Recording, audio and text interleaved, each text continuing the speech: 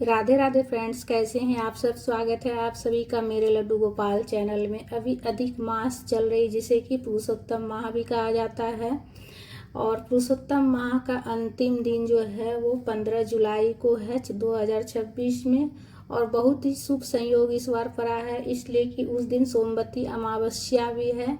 और सोमवती अमावस्या पर 108 बाती का दीप दान का बहुत ज़्यादा महत्व है।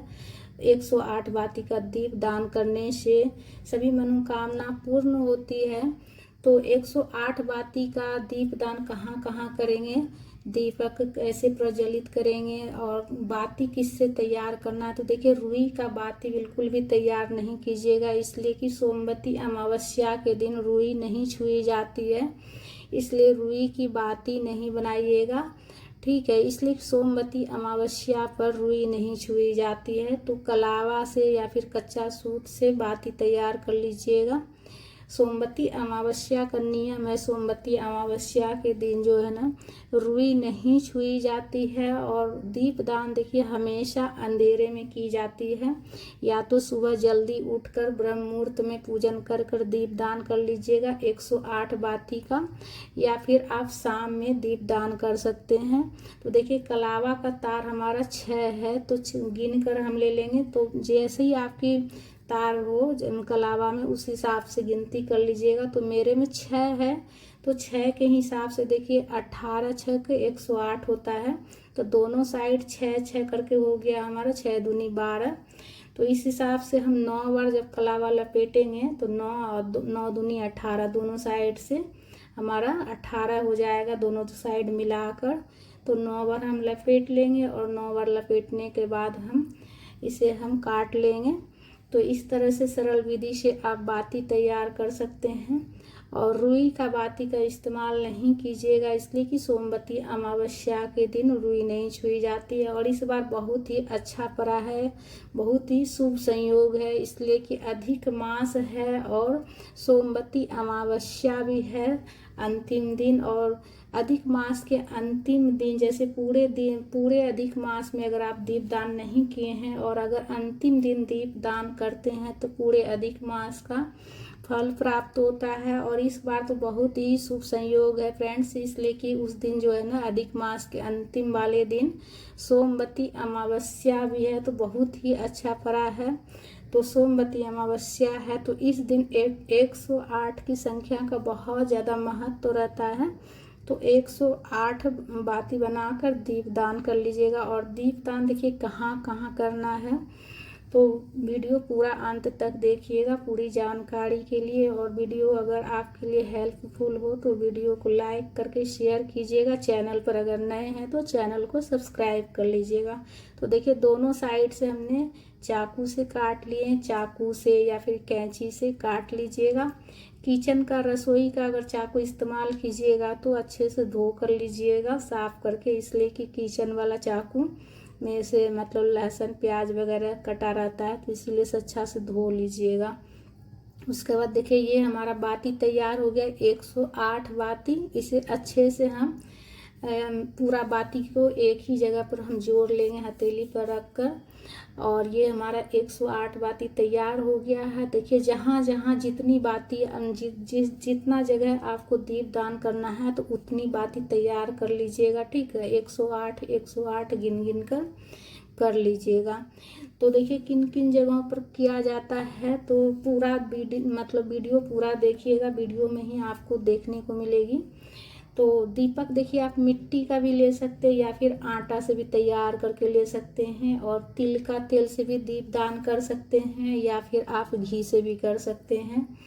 तो देखिए, सोमवती अमावस्या का व्रत जो करते हैं उसमें जो है सरसों तेल नहीं छुआ जाता है। तो सरसों, अगर आप व्रत करते हैं तो सरसों तेल नहीं लीजिएगा, और अगर व्रत नहीं करते हैं तो सरसों तेल ले सकते हैं। व्रत वाले के लिए थोड़ा सा नियम ज़्यादा हो जाता है। तो सोमवती अमावस्या के व्रत में सरसों के तेल नहीं छूना चाहिए। लेकिन अगर आप व्रत नहीं करते हैं तो ऐसे स्थिति में आप सरसों के तेल से भी दीप दान कर सकते हैं। ठीक है, तो दीपदान के लिए घी से या फिर तिल के तेल से या फिर सरसों के तेल से भी दीपदान आप कर सकते हैं। और देखिए, दीपदान सबसे पहले कहीं भी पूजा करने जाइए तो सबसे पहले घर में पूजा करना चाहिए, तो सबसे पहले घर पर ही दीपदान हम करेंगे और उसके बाद हम बाहर जाकर दीपदान करेंगे। तो घर में कहीं भी मतलब पूजा करने जाइए या दीपदान करने जाइए तो सबसे पहले अपने घर के मंदिर में पूजा करना चाहिए, अपने घर के मंदिर में दीपदान करनी चाहिए। तो सबसे पहले 108 बाती का दीपदान हम घर पर ही करेंगे, उसके बाद हम फिर बाहर चलेंगे दीपदान करने के लिए। और 108 बाती का दीपदान का बहुत ज़्यादा महत्व है फ्रेंड्स, ऐसा माना जाता है, ऐसा पुराणों में भी लिखा है, ग्रंथों में भी लिखा है कि 108 बाती के दीपदान करने से सभी मनोकामना पूर्ण होती है। तो देखिए, सबसे पहले घर के मंदिर में हम दीपदान कर लेंगे।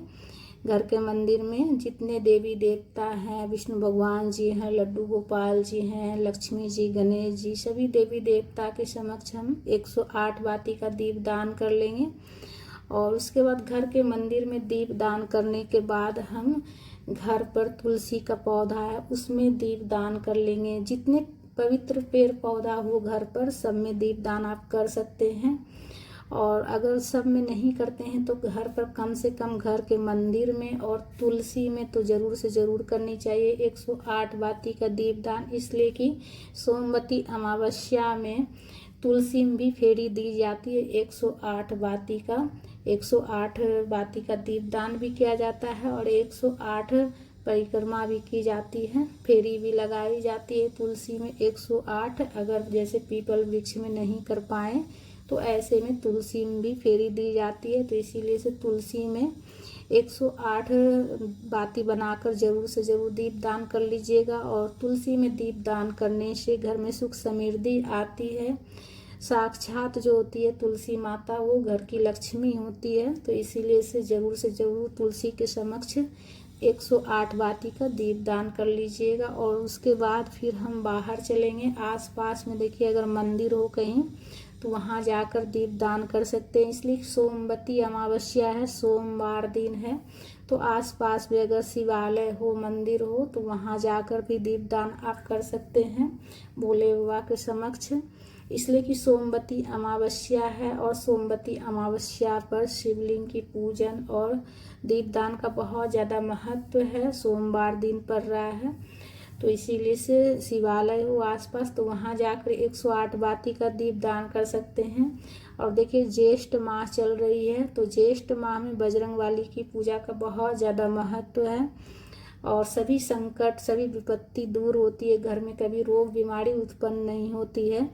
तो आसपास में जैसे मंदिर हो बजरंगबली का, हनुमान जी का, तो वहाँ पर जाकर आप 108 बाती का दीपदान कर सकते हैं। पीपल वृक्ष में दीपदान जरूर से जरूर कीजिएगा, इसलिए कि सोमवती अमावस्या पर पीपल वृक्ष के पूजन और दीपदान का बहुत ज़्यादा महत्व है। 108 फेरी का, 108 बाती का दीपदान का, इसलिए कि पीपल वृक्ष में 33 कोटि देवी देवता विद्वान होते हैं।